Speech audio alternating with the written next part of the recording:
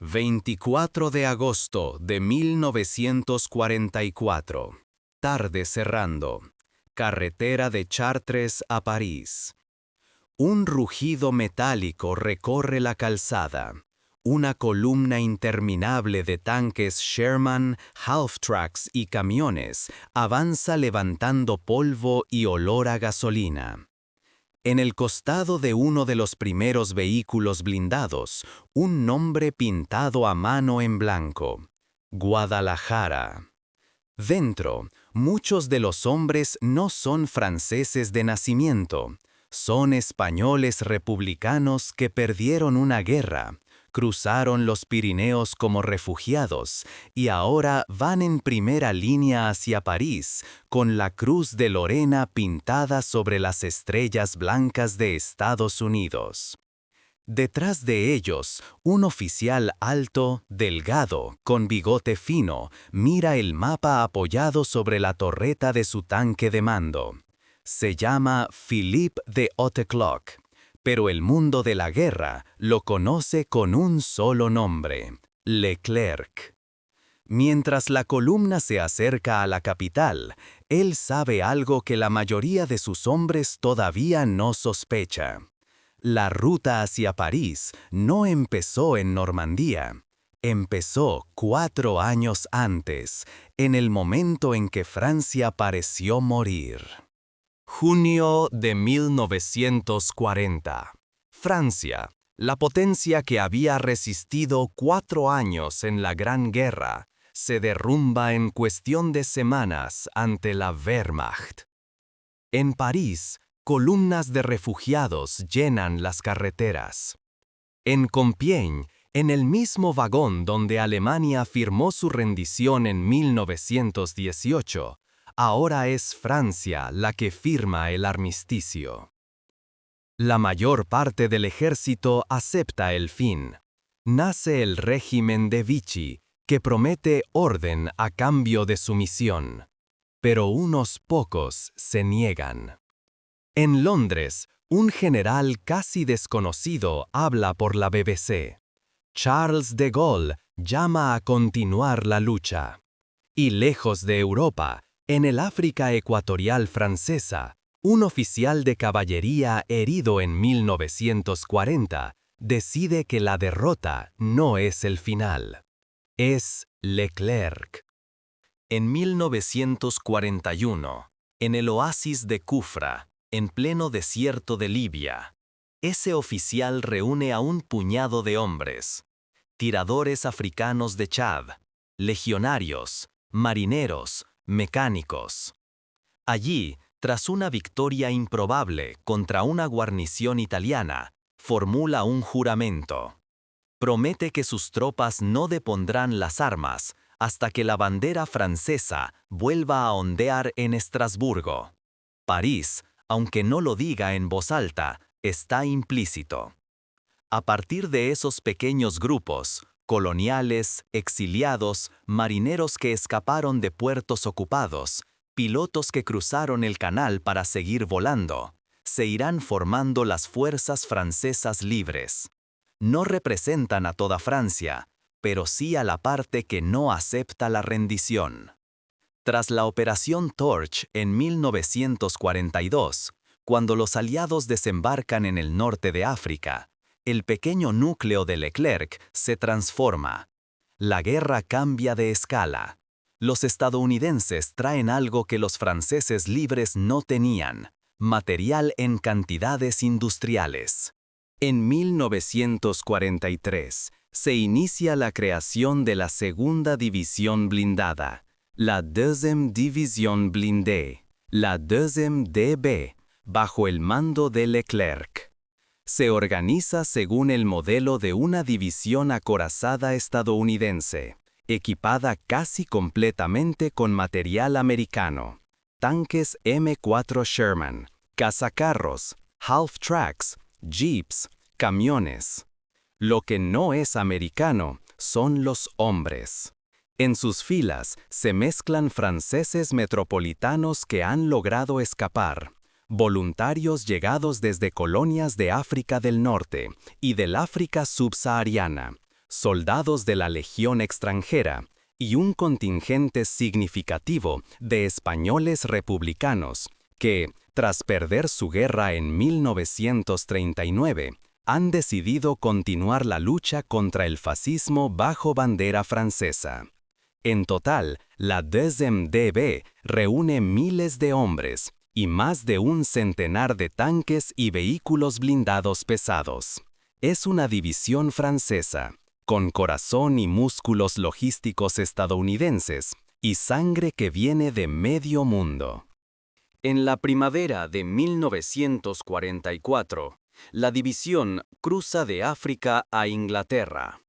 Se entrena en las llanuras británicas bajo la lluvia, aprendiendo a coordinar tanques, infantería motorizada, artillería y apoyo aéreo según la doctrina aliada.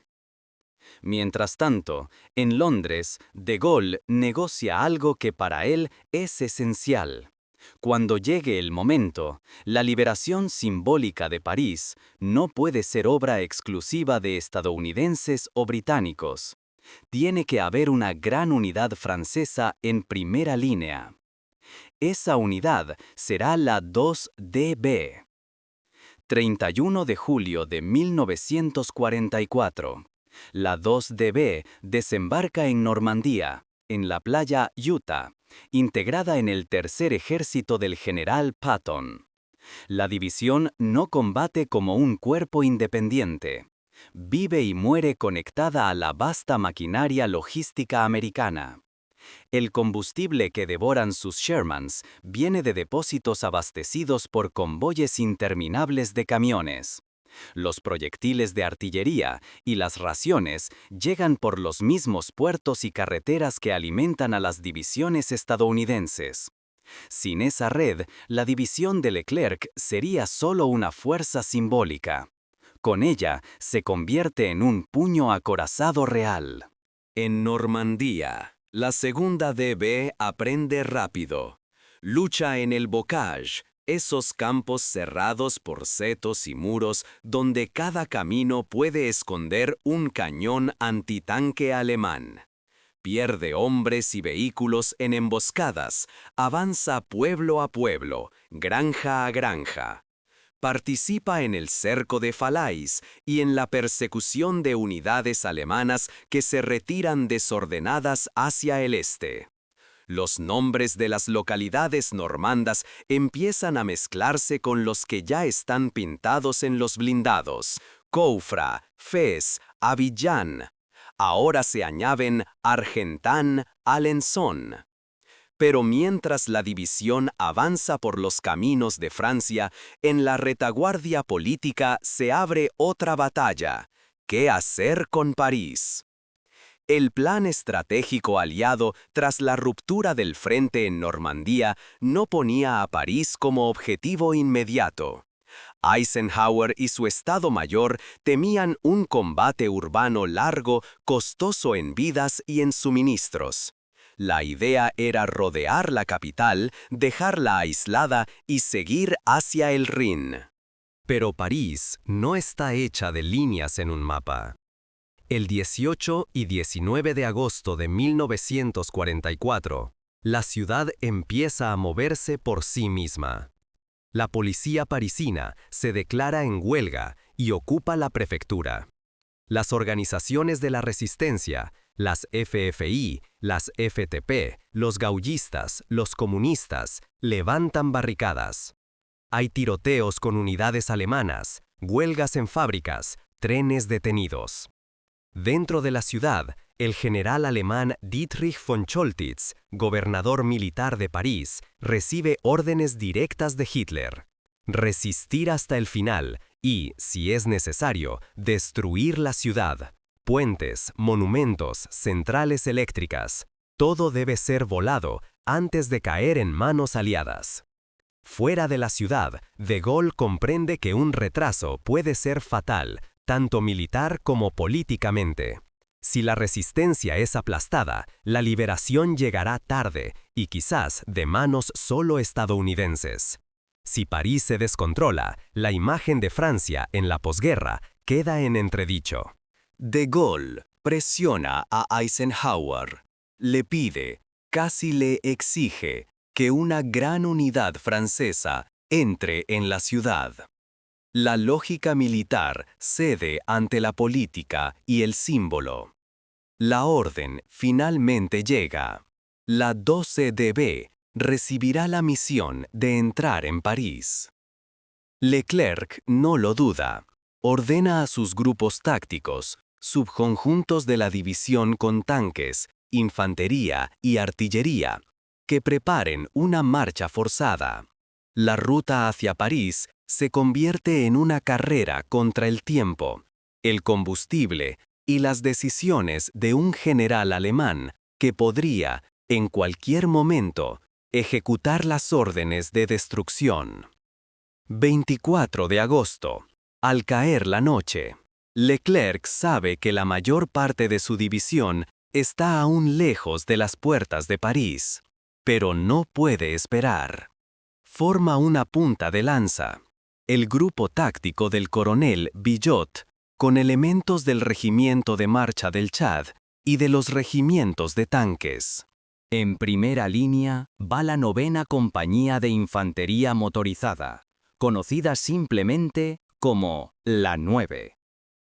A pesar de formar parte de un regimiento francés, la mayoría de sus hombres son españoles, que combatieron en la Guerra Civil y luego se alistaron en las unidades coloniales. Sus half-tracks llevan nombres que no dejan lugar a dudas: Guadalajara, Teruel, Ebro, España-Cañí. Cuando la columna llega a la Porte d'Italie, en el sureste de París, ya es de noche. Las órdenes oficiales hablaban de detenerse en la periferia y esperar a la mañana. Pero en la ciudad se combate, y los oficiales sobre el terreno toman una decisión: seguir adelante. Alrededor de las 9:30 de la noche, los primeros vehículos de la segunda DB atraviesan las calles oscuras de París. Los parisinos, que llevan días combatiendo en las barricadas, oyen el ruido de los motores y dudan. ¿Son tanques alemanes? ¿Otra columna enemiga? Luego ven la silueta diferente del Sherman, la cruz de Lorena pintada en el frontal, banderas tricolores improvisadas ondeando en las antenas. Alguien grita, «¡Son franceses!», y el rumor se convierte en grito colectivo. Desde ventanas y portales, la gente sale con banderas escondidas desde 1940. Hay besos, abrazos, lágrimas, flores arrojadas sobre las cubiertas de acero. En el Hotel de Ville, los hombres de la 9, junto con resistentes franceses, aseguran el edificio mientras suena, improvisado, el himno nacional. Las campanas de París empiezan a tocar. La noche ya no es solo guerra, es anuncio de algo que casi nadie se atrevía a imaginar 4 años antes. La mañana siguiente, 25 de agosto, el resto de la 2DB entra en la ciudad. Hay combates duros en puntos clave: la Plaza de la Concordia, los alrededores de los El Meurice, cuartel general de von Choltitz, los puentes sobre el Sena. La ciudad no es un escenario vacío. La resistencia combate calle a calle. Policía y civiles se enfrentan a las últimas posiciones alemanas. Pero, a diferencia de Varsovia, aquí hay una división blindada aliada que empuja desde el exterior. Leclerc se dirige hacia el centro, hacia la prefectura de policía. Allí, en un despacho improvisado, esperan representantes de la resistencia y el general von Choltitz, que ha decidido no convertir París en ruinas, a pesar de las órdenes de Hitler. En un documento breve se firma la rendición de las fuerzas alemanas de la capital. Leclerc estampa su firma como comandante de la segunda DB. Para él, es algo más que un acto administrativo. Es un eco directo de aquel juramento en Cufra. París es la etapa decisiva hacia Estrasburgo, la promesa de seguir luchando hasta ver la bandera francesa sobre sus ciudades no era una frase vacía. Esa misma tarde, De Gaulle recorre a pie los Campos Elíseos, rodeado de oficiales de la Segunda DB, resistentes, civiles. Se oyen disparos aislados en las calles laterales. La guerra no ha terminado, ni siquiera dentro de la ciudad. Pero en las imágenes que darán la vuelta al mundo, lo esencial es otra cosa. Una capital europea, que parecía perdida para siempre en 1940, vuelve a levantar su bandera, sin la presencia dominante de un uniforme extranjero. Detrás de esa escena hay algo que no aparece en las fotografías. Los nombres africanos en las listas de bajas, los apellidos españoles en los partes de combate, los acentos mezclados en las compañías de la Segunda DB. La liberación de París es francesa, pero también es colonial, exiliada, mestiza. La historia de la Segunda DB no termina en París. Leclerc y sus hombres reabastecen, reagrupan y vuelven a marchar hacia el este. En otoño de 1944, luchan en Lorena, en los Vosgos, en condiciones climáticas y de terreno muy distintas a las del desierto de Chad, donde empezó la aventura. En noviembre, la división entra en Estrasburgo. La bandera francesa ondea en la catedral, y Leclerc sabe que, simbólicamente, el juramento de Kufra se ha cumplido. Sus hombres han ido, literalmente, del Chad al Rin. En 1945, elementos de la Segunda DB llegan hasta el sur de Alemania y Austria. Algunos de sus blindados estarán entre los primeros vehículos aliados en entrar en Berchtesgaden, el nido de águila del régimen nazi. El camino que comenzó como una apuesta casi desesperada en 1940 termina en los mismos Alpes donde Hitler había soñado su imperio. Durante décadas, la imagen de la liberación de París se condensó en unas pocas escenas. De Gaulle caminando por los Campos Elíseos, la multitud enloquecida, banderas en los balcones, tanques con nombres de ciudades francesas entrando en plazas históricas. Menos visibles quedaron, durante mucho tiempo, los detalles incómodos o complejos. El papel decisivo de las tropas coloniales. El hecho de que muchos de los primeros en entrar en el Hotel de Ville llevaban nombres españoles en sus documentos. Que la división francesa que liberó París funcionaba gracias a camiones, combustible y munición de una economía estadounidense que producía a un ritmo que Europa no podía igualar. La Segunda DB fue, al mismo tiempo, un símbolo de orgullo nacional y un resumen de un mundo que cambiaba. Un imperio colonial en crisis, una potencia europea que necesitaba del apoyo material de otra. Un continente donde exiliados de diferentes guerras se encontraban bajo la misma insignia para oponerse al fascismo. Para los hombres de la división, el camino a París no fue una abstracción estratégica. Fueron noches enteras de marcha con los ojos rojos, motores reparados a la luz de faros tapados, miedo a los emboscados Panzerfaust en cada esquina, la visión de ciudades francesas destruidas por bombardeos aliados y represalias alemanas, la sensación contradictoria de avanzar sobre su propio país como si fuera tierra extraña. El 24 y 25 de agosto de 1944, al entrar en París, esos hombres vieron caras iluminadas por la alegría y a veces por la vergüenza. La alegría de la liberación, la vergüenza de haber aceptado la ocupación, de haber colaborado, de haber esperado 4 años. La Segunda DB no resolvió todas las contradicciones de Francia. pero ofreció algo que el país necesitaba desesperadamente: una historia de resistencia continua, una prueba de que, mientras la bandera con la cruz de Lorena avanzaba desde el desierto del Chad hasta l'Île-de-France, una parte de Francia no había dejado de luchar. Y cuando hoy miramos las imágenes granuladas de aquellos Shermans entrando por las avenidas de París, es fácil ver solo el símbolo. Detrás de cada blindado, sin embargo, había un conductor argelino, un tirador francés, un mecánico senegalés, un fusilero español. La carretera hacia París fue, en realidad, la suma de todas esas biografías cruzadas, un camino que unió oasis africanos, puertos británicos, playas normandas y barricadas parisinas.